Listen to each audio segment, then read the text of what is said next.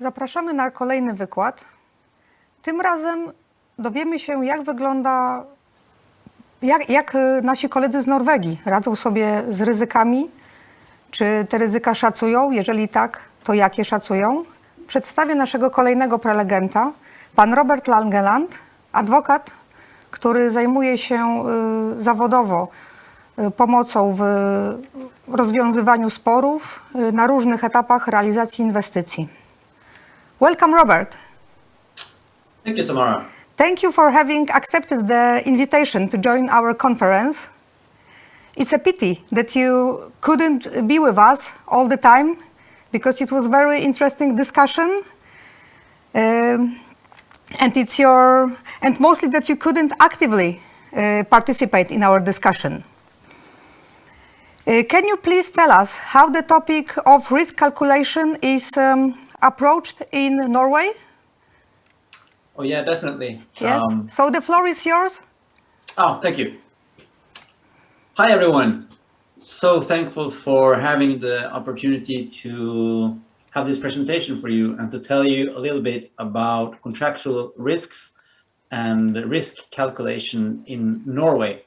And you might wonder, why is this a topic for discussion? And the simple answer is that Norway is actually a very interesting hotspot for international contractors. It has been so for the last 10 years, and it seems, based on upcoming projects, that this development will only continue and strengthen. So it might be worthwhile for you to have an idea of contractual risks in Norway for any upcoming projects in the next coming years. So that's what's the agenda for today. Before I start going into the details, I would just like to bring your attention to the different topics that I will run through today. First, I would like to start by giving a brief introduction to the Norwegian construction industry, basically to give you an idea of what's going on and what's going to happen. And then, to discuss contractual risks, we need to have an idea of the Norwegian legal system and how it works. So that will be the second point on the agenda.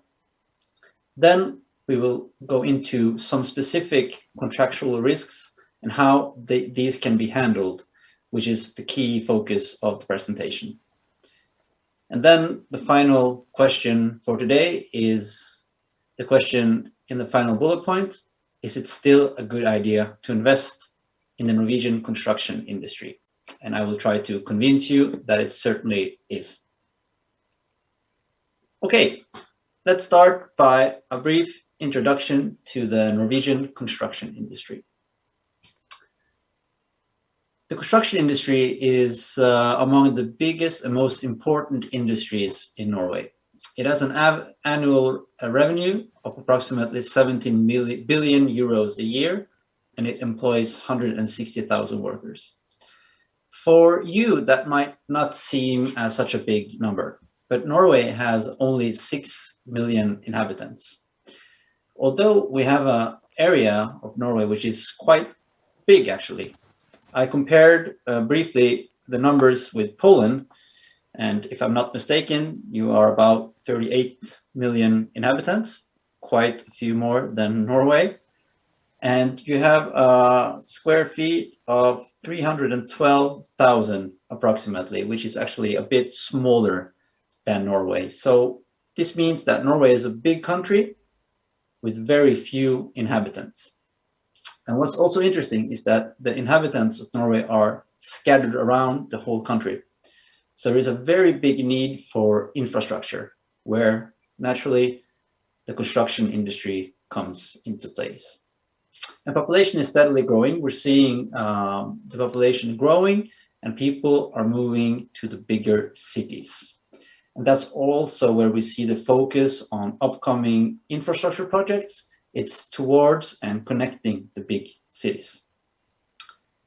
And just to give you an idea of what's coming up, I have a photo from the political platform of the Norwegian government, which is highlighted in orange, purple, and green colors. I hope you can see it. That's upcoming road projects in the next 10 years, while the gray ones are existing roads. So this just shows that there are a lot of projects going on. Not all of these will be completed, probably, but still there are a lot of projects just starting up now. The same applies for the railroad section as well, where we see the planned new routes in purple and orange, while the yellow in the south of Norway here, close to Oslo, there are already a few projects going on, and I've been so lucky as to be able to work for one of them, which is Vestfoldbanen down here in the south region of Norway.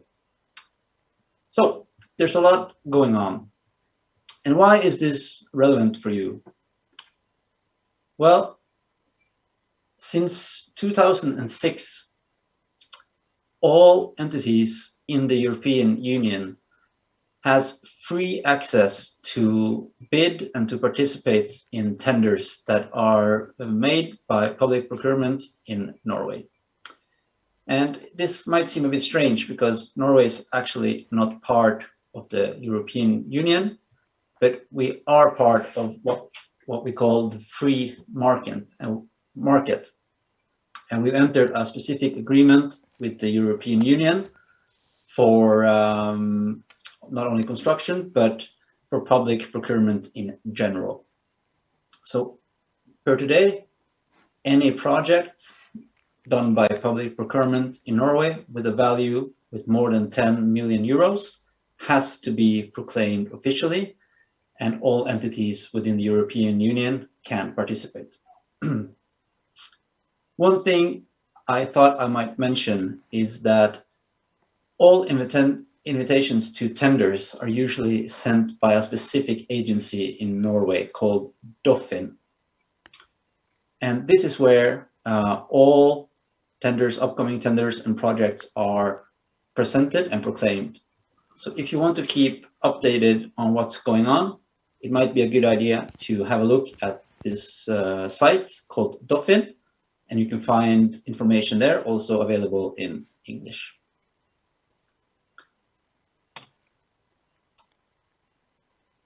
Moving on to the key actors in the Norwegian market. This is important to have as a background information, because although these companies are big on a Norwegian scale, they are rather small at an international, from an international perspective. And the small size of these companies is an important reason to why Norway is so dependent on international contractors, and why we are seeking towards international contractors in the years to come. And as you see on the right side of this slide, there are already some international companies at place in Norway actually performing projects, but there is still room for a lot more.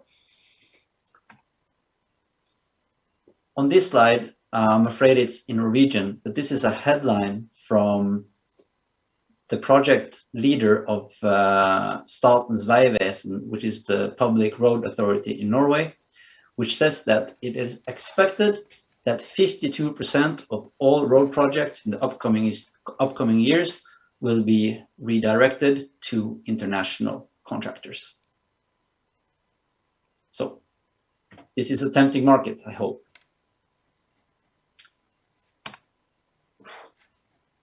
Okay, moving on to the second part of the presentation, which is the Norwegian legal system.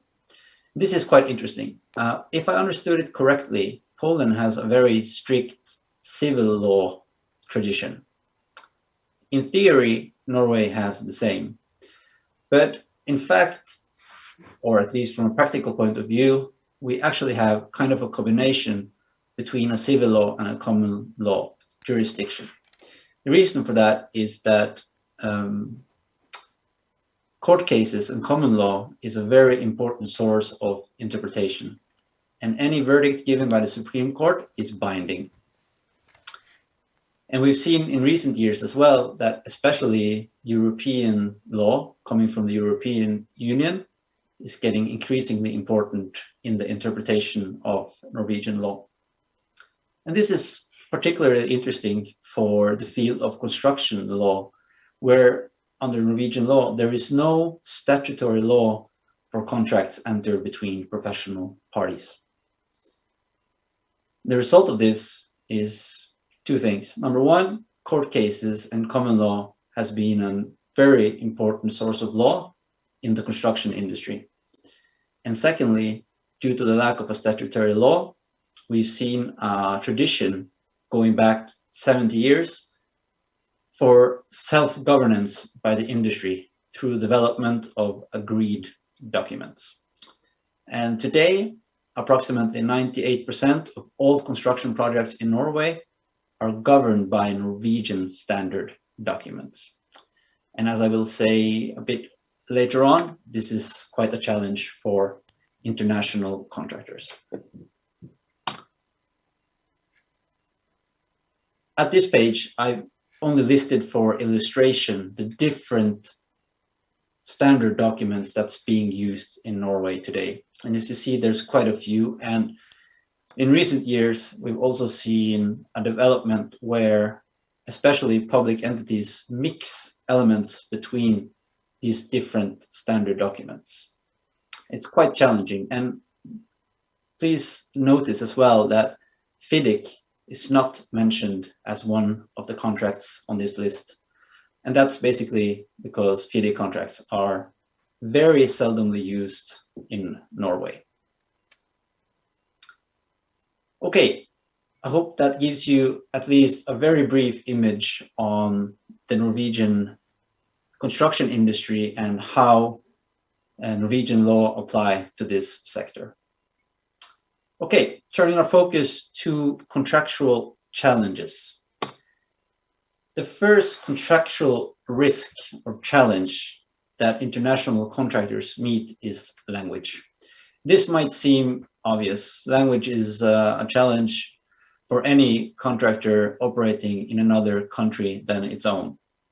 But there are some special circumstances which makes language especially important in Norway. And one of the reasons for this is, as I've already mentioned, that management of contracts in Norway is heavily dependent on case law, and case law supported also by legal theory. The problem is that up till today, we don't have any case law or legal theory written in English. So these important sources of law are only available in Norwegian. And I know that this is quite frustrating for foreign contract managers trying to navigate through the landscape of Norwegian law. And under Norwegian law, we also have a lot of manuals for the execution of the physical works and also for design works. These are, in a few cases, translated, but most of them are not. So this is also quite a challenge for contractors because clients often refrain to these standards for the execution of the works. That makes it very difficult to price a project because you really don't know what's requested for the execution of the work. And the result of the challenge connected to language is that international contractors are heavily dependent on assistance from lawyers and from consultants. And that's naturally a very good thing for lawyers like me and my law firm, but it is a circumstance that it is very important that international contractors price and take as a risk, take into consideration during the pricing of the tender.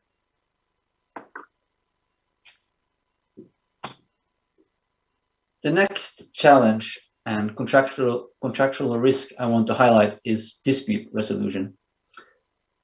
Unfortunately, even though the Norwegian construction industry is very small, it is the single industry with the highest number of court cases of all industries in Norway. And in 2021, there was a total of 1,612 court cases, which is a very high number considering the number of projects going on in Norway. So the crucial question is then, why are there so many court cases? And it's interesting to see a study done that shows that 60% of all disputes concerns the understanding of the contract, including the definition of the scope of work. And this also kind of goes back to my previous point regarding language. A lot of international contractors have difficulty in understanding the scope of the project and the scope of the contract. This is partly because the contract might be written, at least for some parts, only in Norwegian, and applicable specifications to the contract are normally only written in Norwegian. So it makes it very difficult to price also the different risk elements in these specific documents. Another problem in Norway is that we don't have any well-developed mechanisms for solving disputes during the execution. The Norwegian standards have a special system where they actually postpone the solving problems until the parties reach the final takeover. And that's usually not a very good start for solving disputes when you pile up all of the problems together. Another problem is that the Norwegian courts are very strict in their requirement for documentation of claims. And we often see that international contractors don't have that same culture for documentation of claims, especially for making records and notifications in due time, not too late. And I would also like to notify you that performing court cases in Norway is very, very expensive. Luckily for me, the salary for lawyers is extremely high. Usually we calculate 15% salary to lawyers, 15% of the total disputed value. So that's a quite high amount. And in addition to that, you also need to calculate fees to the court and also excessive use of international resources. And perhaps a bit surprising because we have this high number of court cases, but almost all disputes in Norway are solved by normal court proceedings and not arbitration. Arbitration is very seldomly used and mainly in the offshore industry. Then I thought I might mention also that there are some few initiatives going on now to try to reduce the number of conflicts in the Norwegian construction industry specifically. One is mediation, both during and after the execution of the problem. And it's getting very, very popular to have specific mediators following the projects during the execution. And one of these specific types of mediation is called Prima, project integrated mediation, where you actually have a dedicated board of members following the project from start to end, trying to solve disputes underway and also with the focus of trying to avoid disputes. Then we also have expert opinions as an alternative, but it's not used very, very much. And dispute boards, which is more normal under the FIDiC contracts, is barely not used at all. And in my opinion, that could be a good option rather than mediation in cases where there is a deadlock and mediation is not a preferred alternative. All right, time is running. I have to speed up. Another important risk, ground conditions.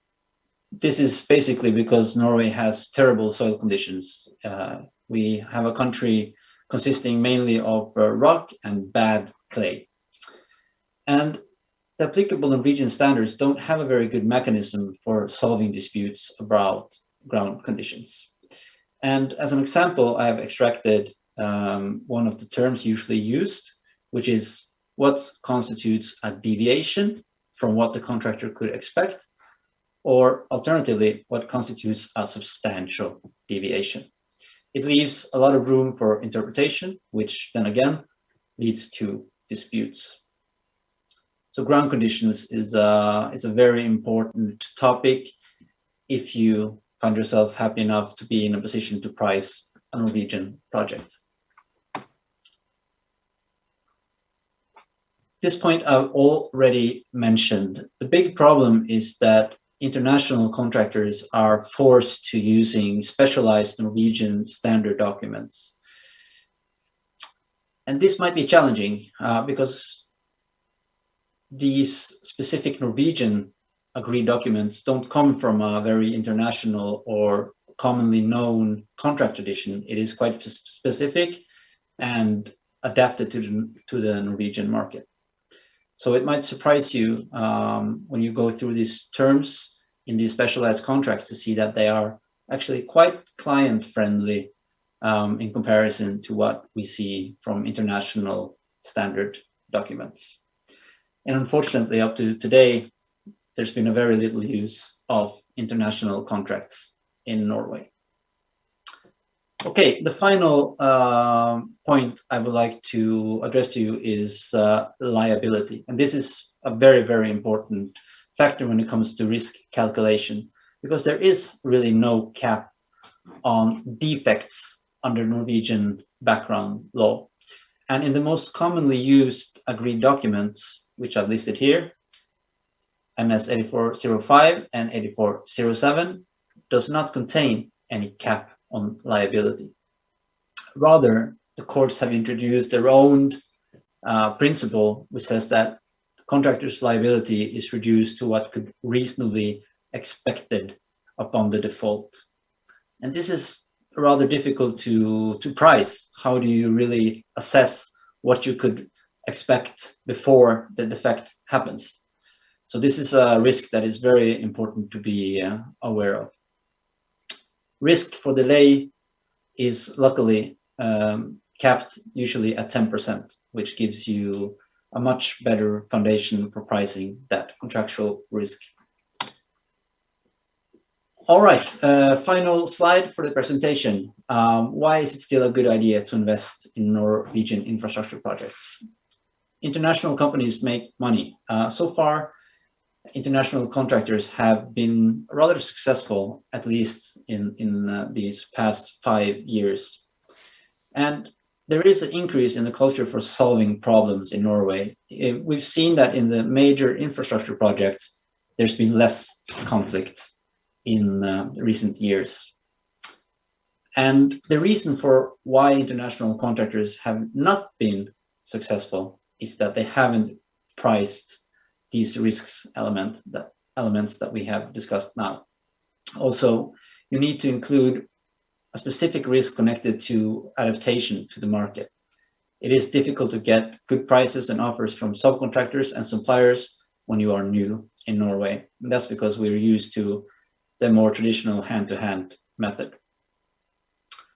And the obvious closing statement is that correct pricing is the #1 key tool to reduce your risk. And I'm afraid I ran 1 minute over the agreed time, but I hope you can forgive me, Tamara.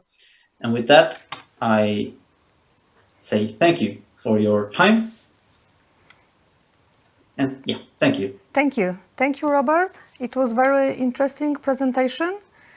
And to be honest, I'm very surprised because we have many similarities between Norway and Poland, maybe except ground conditions. We have similar problems.